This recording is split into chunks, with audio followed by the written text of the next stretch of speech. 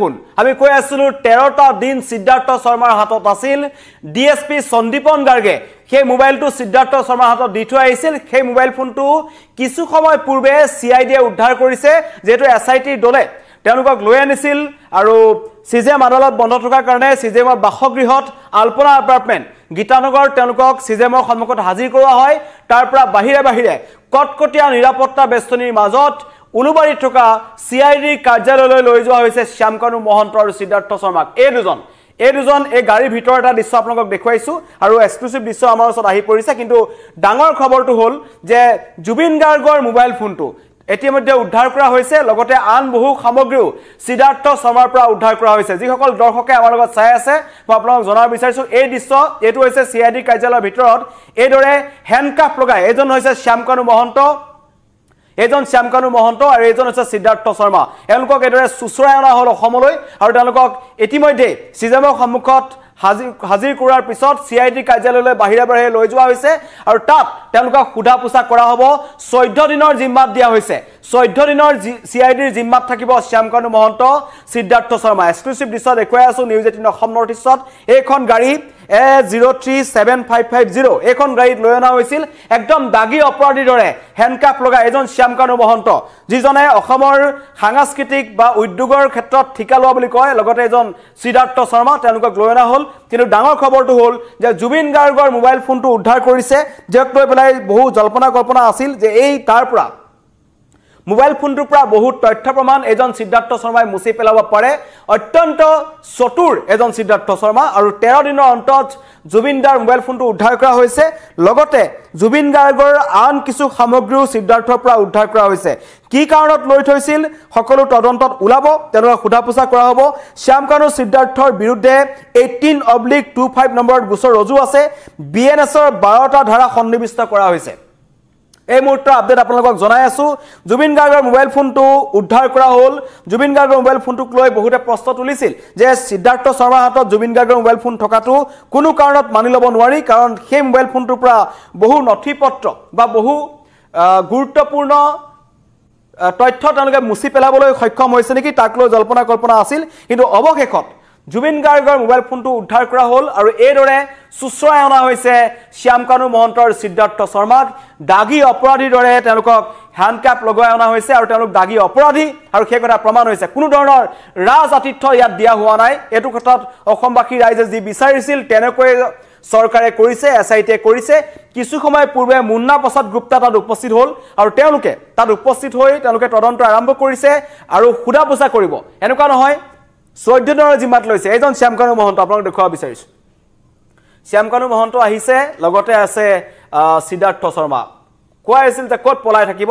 এজন হৈছে শ্যামকানু মহন্ত মুখ উলিয়াব পৰা নাই বিমানবন্দৰত নমাৰ সময়ত মুখ ঢাকি আছিল ইয়াতো তলমুৰ কৰি গৈছে যিমানে ডাঙৰ কথা আগতে কৈছিল জুবিন গাৰ্গ তেওঁৰ কাৰণে ৰাজহাৰ অসমৰ কলা সংস্কৃতি তেওঁ সলনি কৰিব বিচাৰে তেওঁৰ সপোন আছিল আৰু কি কাম কৰি আছিল সকলোৱে দেখিছো এজন শ্যামকানু মহন্ত হাতত হ্যান্ডকাফ লগাই লৈ আনিছে লগতে পিছে এইজন জুবিন গাৰ্গৰ মেনেজাৰ বেপাৰী সিদ্ধাৰ্থ শৰ্মা যিজনে জুবিন গাৰ্গৰ লাখ টকা কোটি টকা ৰয়েলটি খালে আৰু অৱশেষত জুবিন গাৰ্গ মানুহটোক নাইকিয়া কৰি 13 দিন পলাই থাকি অৱশেষত তেওঁলোকক আৰক্ষীয়ে ধৰিবলৈ সক্ষম হৈছে কটকটীয়া নিৰাপত্তা বেষ্টনী গঢ়ি তোলা হৈছে আৰু কোৱা হৈছে যে যাতে কোনো ধৰণৰ অপ্ৰীতিকৰ পৰিস্থিতিৰ সৃষ্টি নহয় তাৰ কাৰণে কটকটীয়া নিৰাপত্তা দিয়া হৈছে বহু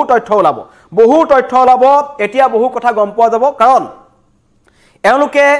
জানে প্ৰকৃততে তাত কি হৈছিল আৰু শ্যামকানু মহন্তৰ বিৰুদ্ধে অভিযোগ আছে এজন শ্যামকানু মহন্তই আমাৰ জুবিন দা নোহোৱা খবৰটো 8 ঘণ্টা পলমকৈ কিন্তু অসমৰ ৰাইজক দিছিল এইজনে শ্যামকানু মহন্ত আকৌ আপোনাক দেখুৱা বিচাৰিছো এইজনে 8 ঘণ্টা পলমকৈ জুবিন দাৰ মৃত্যুৰ খবৰ আমাক দিছিল আৰু লগতে তেওঁ জুবিন গাৰ্গৰ মৃত্যুৰ পাছতো বিজনেছ সামিটত তেওঁ ব্যস্ত আছে নিজৰ বেপাৰ কিন্তু ঠিক কৰি আছিল আৰু জুবিন গাৰ্গ কাইভাৱে নোহোৱাৰ পাছতো যেতিয়া সমগ্ৰ অসমবাসীয়ে কান্দিলে তেতিয়াও তেওঁ নৰ্থ ইষ্ট ফেষ্টিভেল পাতিলে মই মনত পেলাই দিব বিচাৰিছো সিংগাপুৰত জুবিন গাৰ্গৰ মৃত্যুৰ পাছত নৰ্থ ইষ্ট ফেষ্টিভেল পতা এজন শ্যামকানু মহন্ত অৱশেষত আহি ওলাইছে এজন আৰু লগতে এজন হৈছে সিদ্ধাৰ্থ শৰ্মা মাৰোৱাৰী সম্প্ৰদায়ৰ মানুহ ৰাজস্থানৰ সৈতে সম্পৰ্ক ৰাজস্থানৰ পৰা আহি থাকোতে গুৰগাঁৱত ধৰিছে এইবোৰ বেপাৰী মনোভাৱৰ মানুহ ইতিমধ্যে ধৰা পৰিছে কিন্তু ভাল খবৰটো হৈছে যে জুবিনদাৰ মোবাইল ফোনটো ধৰিছে এই দুজন মূল কালপ্ৰিট সিদ্ধাৰ্থ শৰ্মা আৰু শ্যামকানু মহন্ত দুইজনক এখন গাড়ীত এইদৰে ভৰাই লৈ অনা হৈছে হাতত হেণ্ডকাপ আছে আৰু তেওঁলোকক কোৱা হৈছে যে তেওঁলোকৰ পৰা আৰু বহু তথ্য পোহৰলৈ আহিব জুবিন গাৰ্গৰ অন্য বহু সামগ্ৰীও কিন্তু এইজন সিদ্ধাৰ্থ শৰ্মাৰ পৰা পাইছে আৰক্ষীয়ে আৰু তাৰে তদন্ত তেওঁলোকে কৰিব আৰু তদন্তত অগ্ৰগতি পাব বুলি ইতিমধ্যে কোৱা হৈছে 14 দিনৰ জিম্মা তেওঁলোকক দিছে 14 দিনৰ জিম্মাৰ পাছত তেওঁলোকক পুনৰ আদালতত হাজিৰ কৰা হ'ব কিন্তু এই 14টা দিন অত্যন্ত গুৰুত্বপূৰ্ণ হ'ব কাৰণ তেওঁলোকক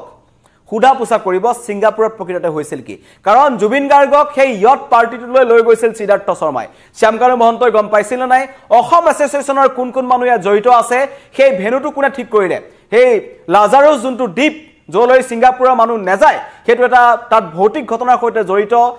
18 শতিকা বা 19 শতিকাত সেইটো কোৱাৰেণ্টাইন হিচাপে ব্যৱহাৰ কৰা হৈছিল কলেৰা ৰোগীত মহামাৰীত যিমান মানুহ মৰিছিল তাত সমাধিস্থ কৰা হৈছিল সেই জয়াল দ্বীপটোলৈ কি কাৰণত জুবিন গাৰ্গক লৈ যোৱা হ'ল এয়া পৰিকল্পিত হত্যাকাণ্ড নেকি তাৰ তদন্ত মানুহে বিচাৰিছে কিন্তু সেই তদন্তত অগ্ৰগতি পাবৰ কাৰণে আটাইতকৈ ভাল খবৰ জনাইছো আপোনালোকক যে জুবিন গাৰ্গৰ মোবাইল ফোনটো উদ্ধাৰ হৈছে নৱমীৰ দিনটোত পুৱাই উঠি মানুহে ভাল খবৰটো পাইছে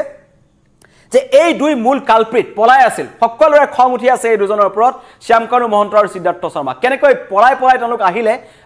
আৰু তেখেতলোকৰ চকুত এতিয়া কোনো ধৰণৰ এখন নাটক কৰিব বিচাৰিছে অনুশোচনা কৰিবলৈ বিচাৰিছে আৰু শ্যামকানু মহন্তই মুখে উলিয়াব পৰা নাই কাৰণ ইমান এটা সম্ভ্ৰান্ত পৰিয়ালৰ পৰা তেওঁ আহে সেই সম্ভ্ৰান্ত পৰিয়ালৰ ব্যক্তি হিচাপে তেওঁলোকে জানে সকলোৱে তেওঁলোকক জানে কিন্তু শিৱসাগৰত এজন শ্যামকানু মহন্তক মানুহে দেখিব নোৱাৰে কাৰণ তেওঁৰ কৰ্মকাণ্ড মানুহে জানে আৰু অৱশেষত এই শ্যামকানু মহন্ত আহিলে আৰু জুবিন গাৰ্গৰ মোবাইল ফোনটো উদ্ধাৰ হৈছে আমাৰ সিদ্ধাৰ্থ শৰ্মাৰ পৰা আৰু সেই কথাটোৱে কৈ আছিলে যে সন্দীপন গাৰ্গ ডিএসপি সন্দীপন গাৰ্গে মোবাইল ফোনটো আনিবলৈ খুজুতে সন্দীপন গাৰ্গে কোৱা কথা মতে কৈছিল যে সিদ্ধাৰ্থ শৰ্মাৰ মোবাইল ফোনটো আনিবলৈ নিদিলে কি কাৰণ মোবাইল ফোনটো আনিবলৈ নিদিলে তদন্তত পোহৰ লাগিব হয়তো বহু তথ্য প্ৰমাণ তাৰ পৰা মুছি পেলোৱা হৈছে সয়ক কাশ্যপ কুইনে লিখিছে অসমৰ শ্ৰেষ্ঠ পাপী দুটা বুলি মন্তব্য কৰিছে গালি পাৰিছে মানুহে খুব এঞ্জেল ৰজবেৰ লিখিছে মোবাইল ৰিকভাৰী হলেও লাভ নাই সব ডাটা সাফ কৰি আনিছে ইমান দিন এনে পেলাই থৈ দিয়া নাই হয় সকলো ডাটা মছি পেলোৱাৰ সন্দেহ প্ৰকাশ কৰিছে অসমৰ ৰাইজে আৰু আমিও এই কথাটো কৈছিলো যে জুবিন গাৰ্গৰ মোবাইল ফোনটো এই 13টা দিনত কেৱল অন অফ হৈছে বহু মানুহে জুবিন গাৰ্গলৈ মেছেজ প্ৰেৰণ কৰি থৈছিল মোবাইলটো কোড আছে চাবৰ কাৰণে সেই মেছেজবোৰ ডাবল টিক হৈছে WhatsAppত মানে মোবাইলটো সিদ্ধাৰ্থ শৰ্মাই চলাই আছিল হয়তো সিদ্ধাৰ্থ শৰ্মাই তেওঁলোকৰ বহু গুৰুত্বপূৰ্ণ তথ্য জুবিনৰ মোবাইল ফোনটো বা নাইকিয়া কৰিছে নাজ জুৰি চাংমাই লিখিছে কাইলে ৰাবণ জ্বলোৱাৰ লগতে এই কেটাকো জ্বলাই দিব লাগে মানুহে এওঁলোকৰ চাবই বিচৰা নাই আৰু দিনা আৰু বৰুৱা লিখিছে অসম চৰকাৰক অশেষ ধন্যবাদ ৰফিক ইছলামে লিখিছে ফেবিকক লগাই দিয়ক এওঁলোকক আৰু অতি শীঘ্ৰেই এনকাউণ্টাৰ